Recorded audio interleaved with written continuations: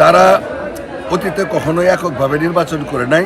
জীবনে প্রথমবার জামাত ইসলাম মানে প্রতিদ্বন্দ্বী প্রার্থী হিসেবে নির্বাচন করতেছে। সুতরাং তারা চেষ্টা করতেছে, চেষ্টা করা ভালো। তারা নির্বাচনে অংশগ্রহণ করছে। আমি আশা করব সর্বশেষ মুহূর্ত পর্যন্ত যেন তারা মাঠে থাকে, কারণ প্রতিদ্বন্দ্বিতা ছাড়া নির্বাচনটা ঠিক জমে না। তাদের অভিযোগ সম্পূর্ণরূপে মিথ্যা, এবং আপনারা যারা সাংবাদিক আছেন, প্রিন্ট এবং ইলেকট্রনিক মিডিয়ার, আপনারা খোঁজখবর রাখেন।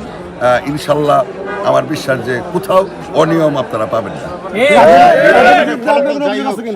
তাদের বিরুদ্ধে আপনার কোনো অভিযোগ আছে কিনা? জামাতের বিরুদ্ধে? জামাতের বিরুদ্ধে আমার কোনো অভিযোগ নাই। তবে এইটুকু শুধু আমরা চিন্তিত ছিলাম যে গরিব এলাকা যেহেতু টাকা দিয়ে তারা ভোট কিনা এই ব্যাপারে আমরা যেন আমরা অতীতে উদ্বিগ্ন ছিলাম। আর তাদের কথাবার্তাগুলি, বক্তব্যগুলি উস্কানিমূলক, আগ্রাসী এবং মৌলবাদী টাইপের বক্তব্য। এই বক্তব্যগুলির কারণেই সমস্যা প্রচারণার সময় তৈরি হয়েছে। তবে আমার কাছে মনে হয় নির্বাচন যেহেতু চলমান, আজকের দিনই শেষ হয়ে যাবে ইনশাল্লাহ।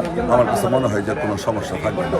আর তাদের বিষয়ে আমার বক্তব্যটা হচ্ছে যে এই এলাকার জনগণ যাকে ভোট দেবে আমিও মেনে নিব, তারাও যেন মেনে নেবে।